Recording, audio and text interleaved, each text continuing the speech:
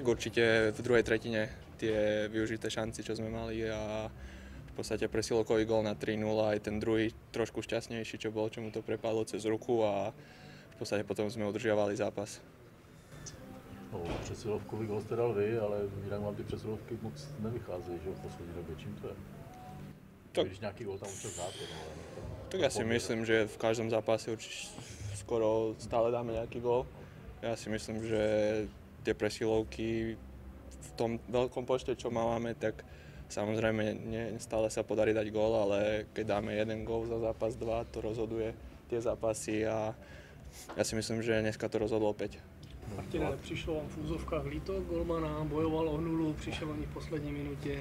Áno, tak snažili sme sa udržať ten zápas úplne dokonca bez inkasovaného gólu. Škoda tej dorážky, ale chlapci tam boli cez minútu a pol na tej oslabovke, čo už mali plné zuby toho a nešťastný dorazený gól. Škoda.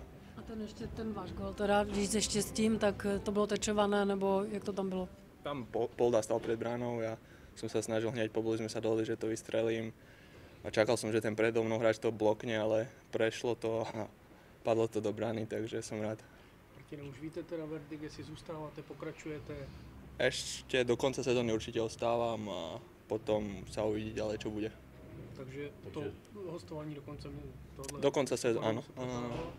To je dobrá správa asi, ne? vítáte to. Áno, jasne, teším sa. V podstate mužstvo je na výbornej víťaznej šnúre, sa nám darí, hram veľa, za čo som veľmi vďačný, čo som aj potreboval, preto aj to predĺženie do konca.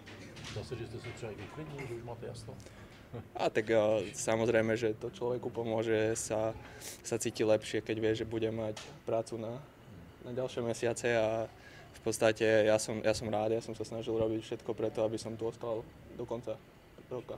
No a teď máte tu sérii 9 výher, takže ešte o to je to povzbudzujúci. Jasné, tak to už je len tá čerešnička na torte a veríme, že teraz nás čaká dlhý a ťažký trip a musíme to ukázať aj tam, že na ceste dokážeme zvíťaziť.